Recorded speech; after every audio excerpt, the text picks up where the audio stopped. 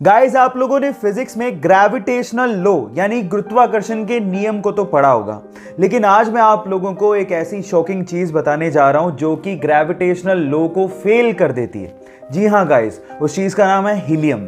Guys, जब आप helium को एब्सोल्यूट जीरो टेम्परेचर पे लिक्विड में कन्वर्ट करोगे तो वो लिक्विड एंटी ग्रेविटी की तरह काम करता है। आपको तो पता है कि ग्रेविटी में सारी चीज नीचे की तरफ आती है, लेकिन helium in a liquid state ऊपर की तरफ मूव करने लगता है। क्या हीलियम की इसके पहले तक ये प्रॉपर्टी आपको पता थी? और अगर नहीं पता थी तो चैट सेक्शन में लिखना मत भूलिएगा।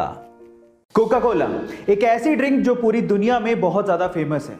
पूरी दुनिया के ऑलमोस्ट हर एक कोने में आप इसे खरीद कर पी सकते हैं, लेकिन पूरी दुनिया के दो ऐसे देश हैं जहां पर कोका कोला ऑफिशियली नहीं बिकती। पर सवाल यह है कि वो कौन से देश हैं? डोंट वरी, मैं आपको बताता हूं। उन देशों के नाम है नॉर्थ कोरिया एंड क्यूबा।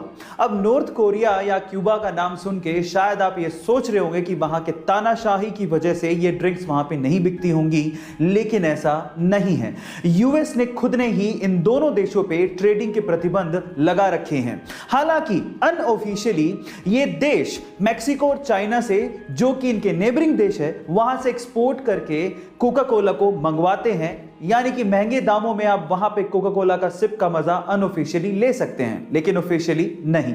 ऐसे ही इंटरेस्टिंग वीडियोस के लिए YouTube पे हमारे चैनल को सब्सक्राइब कर लीजिए। और अगर हम हर रोज अपने टॉयलेट में सिर्फ फ्लश करने के लिए ही 20 से 30 लीटर पानी वेस्ट कर देते हैं, और एक इंसान दिन में एक बार तो कम से कम टॉयलेट जाता ही है। इस हिसाब से आप लोग सोचिए कि हम लोग सिर्फ फ्लश करने के लिए कितना पानी वेस्ट कर देते हैं।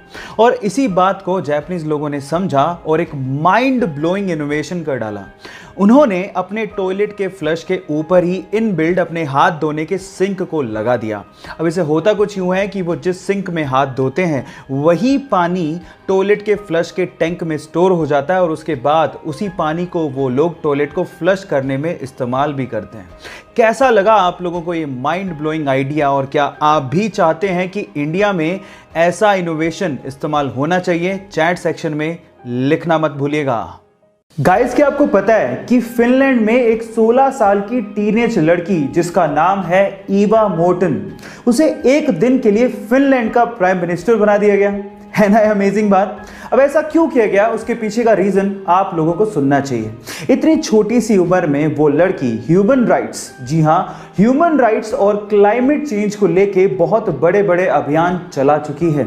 और इसी चीज को अप्रिशिएट करने के लिए और यूथ की इस पावर को अप्रिशिएट करने के लिए वहां की गवर्नमेंट ने इस 16 साल की टीनेज लड़की को एक दिन के लिए फिनलैंड का प्राइम मिनिस्टर बना दिया। गाइस, आपको फिनलैंड की गवर्नमेंट का इस तरह से यूथ को अप्रिशिएट करने का तरीका कैसा लगा? चैट सेक्शन में लिखना मत भूलिएगा।